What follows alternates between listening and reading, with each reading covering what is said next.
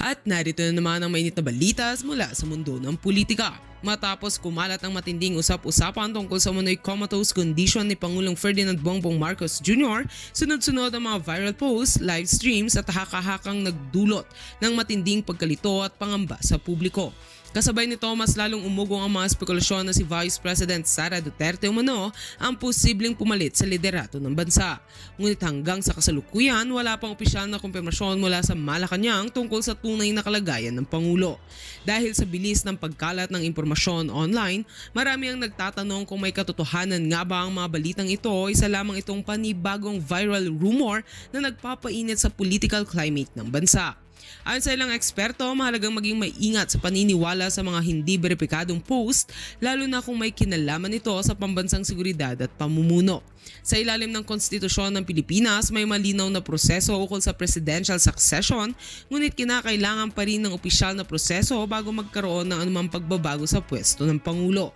Samantala, nag-trending naman ang pangalan ni VP Sara Duterte matapos iugnay ng ilang online personalities sa umano'y pag-take over sa pagkapangulo. May mga netizens na nagpahayag ng suporta, habang iba naman ay nananawagang hintayin muna ang formal na anunsyo mula sa mga otoridad. Sa gitna ng mga haka-haka, patuloy ding pinapaalalahanan ng publiko laban sa pagpapakalat ng maling impormasyon na maaaring magdulot ng panik at kalituhan. Habang wala pang opisyal na paglilinaw mula sa Malacanang, nananatiling mainit ang usaping ito sa buong bansa. Totoo nga bang may seryosong kaganapan sa likod ng mga pader ng palasyo? May nakahanda na nga bang malaking pagbabago sa liderato ng bansa? Sa ngayon, nakatutok ang sambayanan sa mga susunod na developments habang hinihintay ang opisyal na pahayag upang tuluyang magbigyang linaw ang viral na kontrobersyang ito. At yan nga ang mga balitang ating pagkakatutukan, at kung bago ka pa lamang sa aking channel ay huwag kakalimutang mag-like, share and subscribe para updated ka sa mga bagong balita dito sa Tatak Pinas.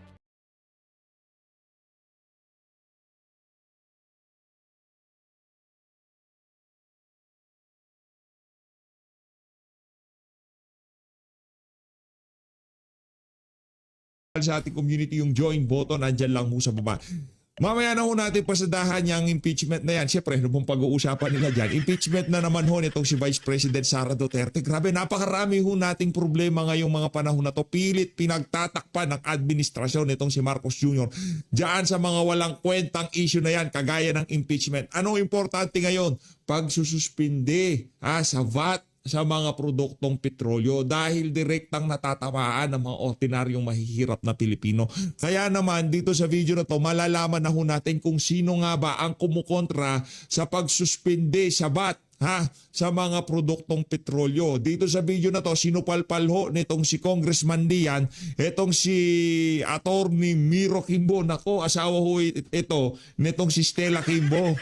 Attorney pala to, anak ng toka. Mainam yan dahil kailangan mong ipagtanggol ang asawa mo sa susunod na administrasyon. Palakpakan.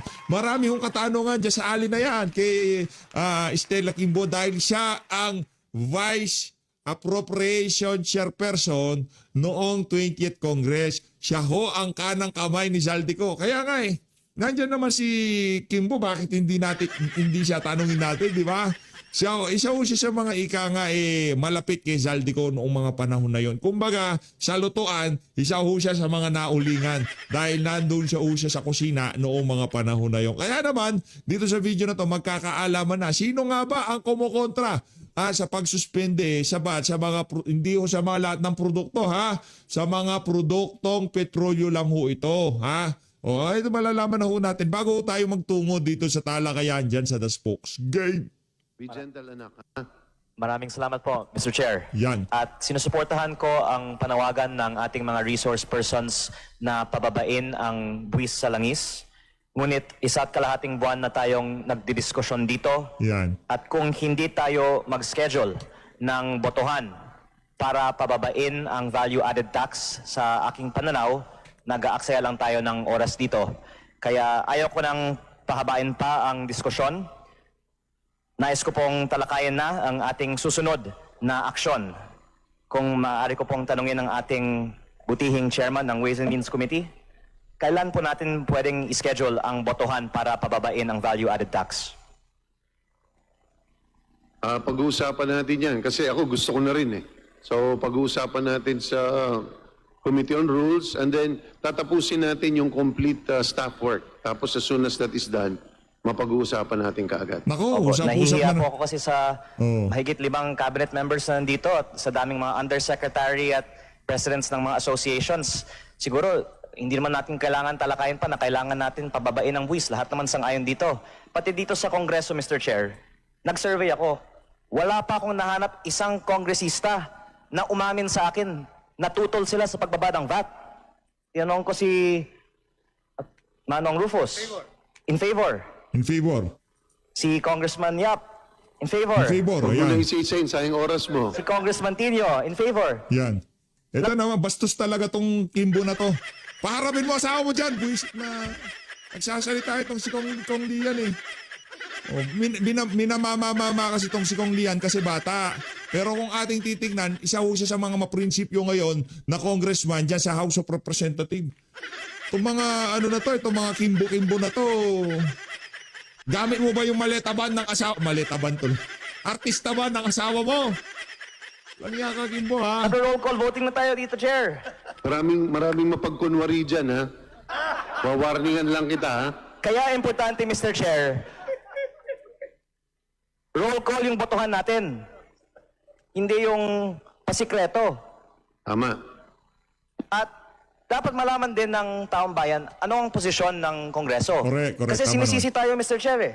Pero sa pagkakaalam ko, hindi sa Kongreso ang Yan. humaharang Nako. sa pagbaba ng VAT. Nako. Hindi ba, Mr. Chair? Hindi ang Kongreso ang humaharang. Kaya huwag nyo kaming sisihin. Gusto naman Congressman pababain ang VAT. Hmm. Si Chairman Kimbo, Nako, yan na. napakabuting tao ito. Yan. At hindi ito nagsisinungaling. Yan. Iba yung pagkakakilala ko sa mga Kimbo na yan. Teka. Pag mga ganyan, usually yan yung bago katayin, eh. Para pinapalambot mo. Para mo ako nilalagyan ng butter, ha? Mr. Chair, kung maaari ko pong tanungin kayo, nag-usap tayo nung isang araw. Tinanong ko po si Mr. Chair, pwede na ba natin... Minamamamama itong si Kong Lian kasi bata eh. Itong mga veterano, minamamamama siya.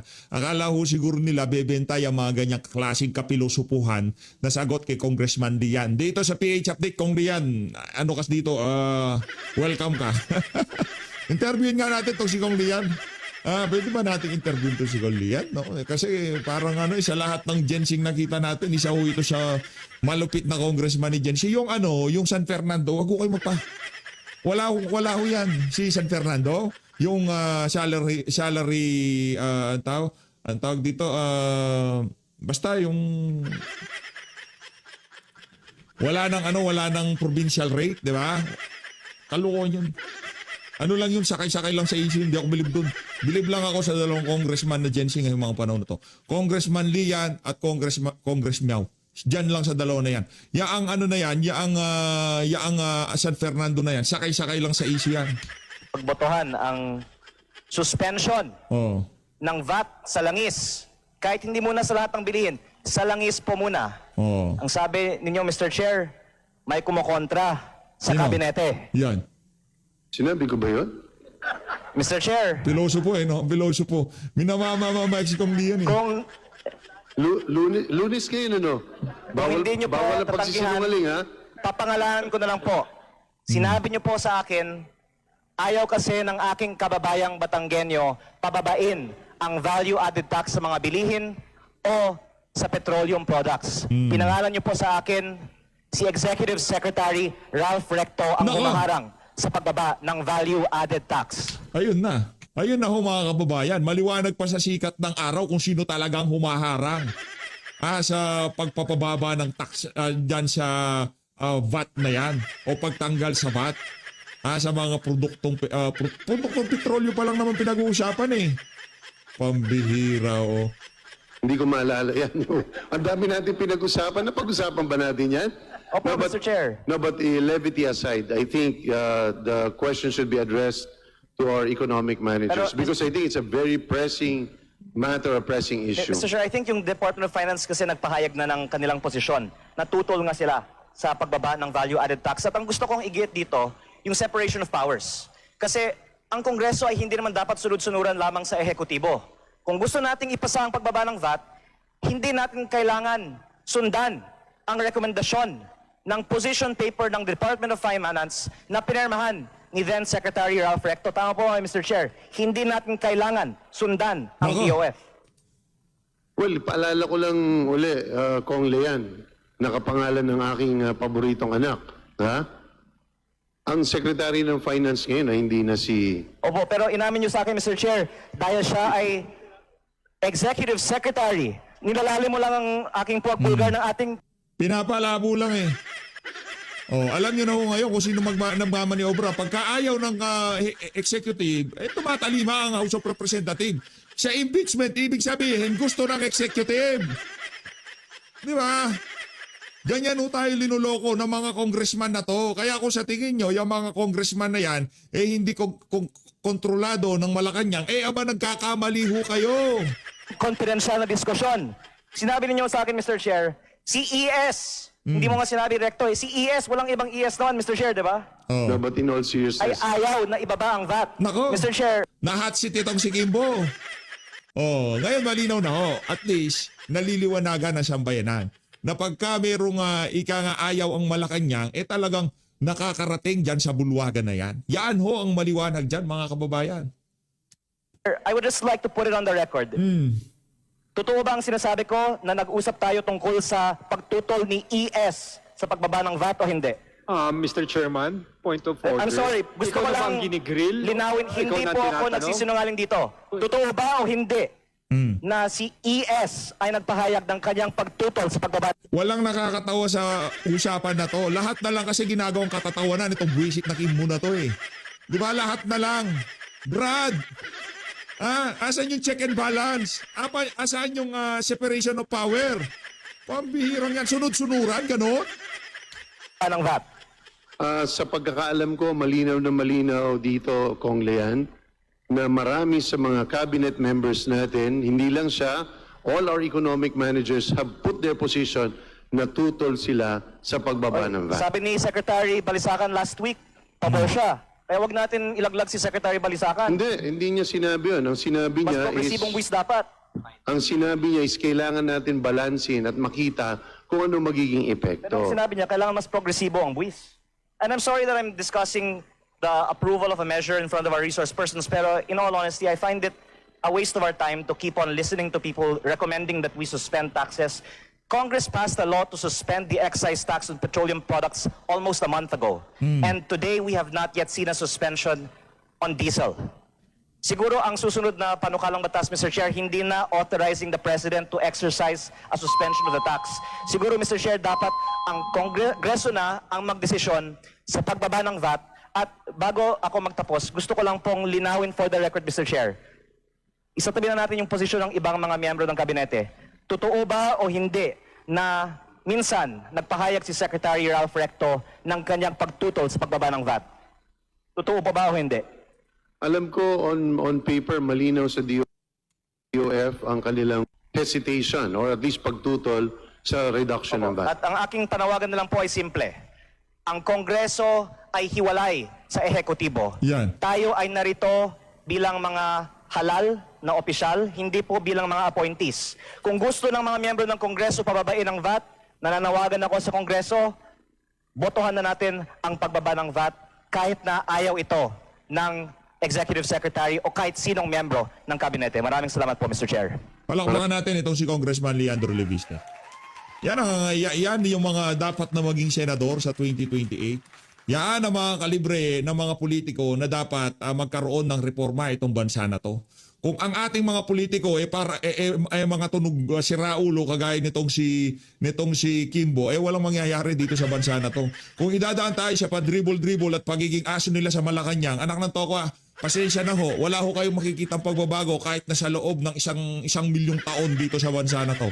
Kailangan ho natin yung mga merong utak na kagaya ni VP Sara, Congressman Leviste,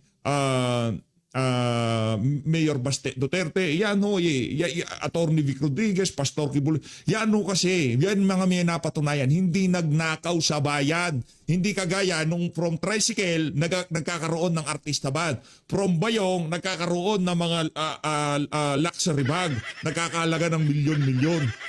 Diba? From accessory, di ko naman minamaliit yung mga accessory nitong si Kimbo, papuntang Rolex at Patek Philippe. Hindi ho ganon. Mali ho yun mga kababayan. Kaya naman, punta na ho tayo dito kay Attorney Trixie Cruz Angeles. Pagugulungin niya ho dito sa video na to, si Zia Alonto Atchong. Palapakan ho tayo mga kababayan. Inday Sara, where do you think it stands now? Well, from the very, the hearing the other day validated some of the earlier, mga yung suspicion natin that first acknowledgement receipts, during the 19th Congress, diba? There was the suspicion that it could have been done by one person because there are acknowledgement receipts that appears to have the same strokes, no? At least in the last This was hearing. the testimony Yeah, of the testimony. Christian I'm talking about Division. the three agencies, diba? Yes, We requested to produce documents, verified copies as a result of their assessment, no? INBI, PSA, and then yung sa sa COA. So I guess from on that aspect, it's very clear, no, na that we are the way we establish the probable cause was already there, no. That there's really a reason na may dahilan at may basihan to proceed with the full-blown trial as far as at least on that aspect, no. So Congressman, in the House, what is your definition of probable cause? Is it the same as Yeah. the prosecutor's office? yes, it's very clear naman, 'di ba? During the course of the hearing, yung chairperson namin is very very strict na, Inuulit di pa ba? nga niya, eh, Sabi na it should not go beyond dun Clarificatory sa questions. clarificatory and confirmation. A question should be asked on the basis of confirming, no? Kung meron ba talagang produced, halimbawa as far as subpoena of documents is concerned, meron ba talagang certified copy, and if you are asking for resource persons based on their affidavits, it should confine, your questions would confine To the four corners of the Yes, it affidavit, should not go beyond that to probe nga or to elicit further further answers. Which are basically should be done in the trial, in full-blown trial. Yeah. Yes, that was actually a good development. But to go back, the definition would still be whether or not the offense, the impeachable offense, probably was committed. Yes, yes. And this person who is being impeached probably committed those offenses. Yeah. So, ganun pa rin yung natin, no? I mean, you are able lawyers, known naman kayo sa legal community, you really are familiar with this, with the process. Such facts and circumstances as would... As Yeah, Yeah. kasi we don't, ang sa akin lang na as a layman, I think the room for some adjustment, no, as far as certainty is concerned, that should be during the full-blown trial na, Yes, diba? yes. Kasi how can you be 100% sure then, diba? It's very probable. So ibig sabihin, wala nang pag-uusapan sa trial. Hindi na mako-cross-examine yung witness, and the evidences will no longer be challenged, diba? And be subjected to further review by the court. No? So I guess that's where the hearing stands on right now. So, talking about the first hearing, kayo kasi, di ba, you're going to be voting on this Yes. at some point in the committee level and then, And then at in the plenary. plenary. In the plenary. So, to assist you in the decision-making process personally, what do you think was the most significant thing na lumabas, at least during the Yes, first hearing?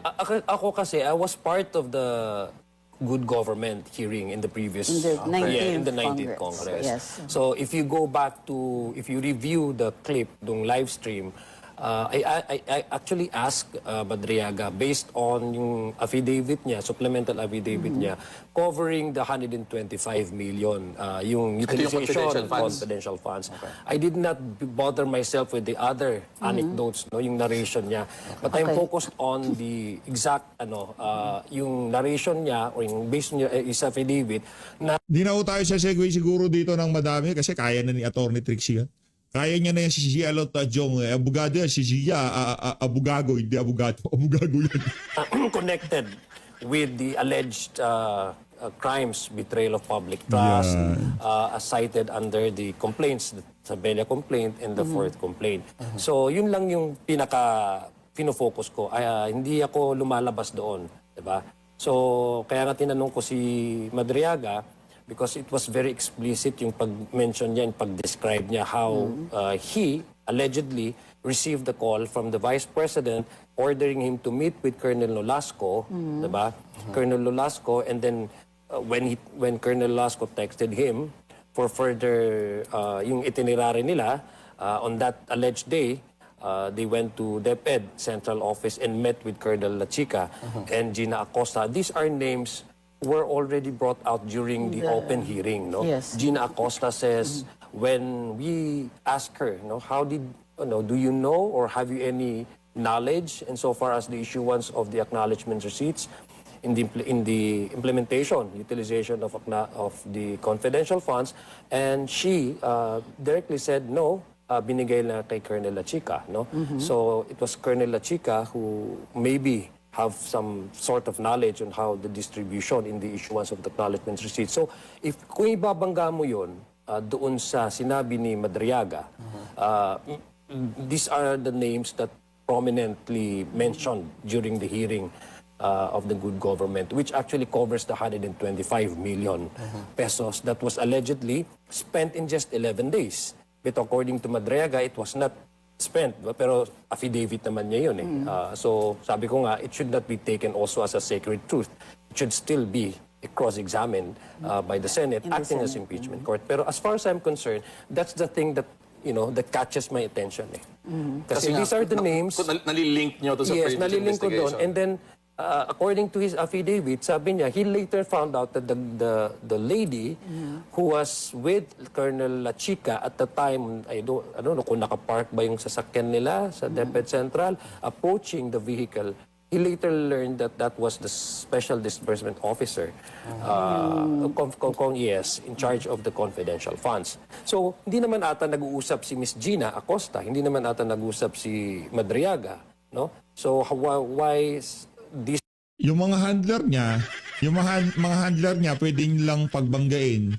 Pwede nilang isabay doon sa mga naging testimonya nitong si Gina Acosta at yung pagbisita ng isang congressman at ng dating senador at yung pagbisita ng dalawang dating senador diyan kay Madriaga sa Bilibid, di ba? Pwede nilang kunin yon at itugma sa magiging affidavit niya. Hindi ka taka-taka yun. Kung magtataka ka doon, talagang abogado nga pwedeng tawag sa iyo, di ba? stories could, if you try to tailor it, parang it fits to the very issue and concern questions in relation to the alleged 11 days pag-dispose ng 125 million, which is part of the Sabella et al. Complaint under the betrayal of public trust and as well as the fourth complaint. So, how do you think that Madriaga's testimony is crucial to this impeachment? Or Not the entire affidavit, not the supplemental. Earlier, I was listening to you, your conversation. Medyo may mga anecdotes, may mga narration of certain discussion, sharing.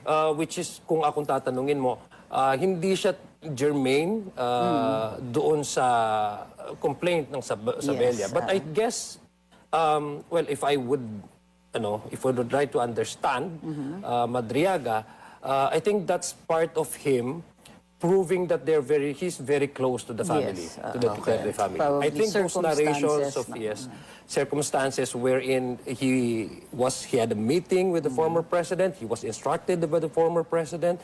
The level of instruction, in fact, was very confidential. So I guess that's his way of proving that, I am very close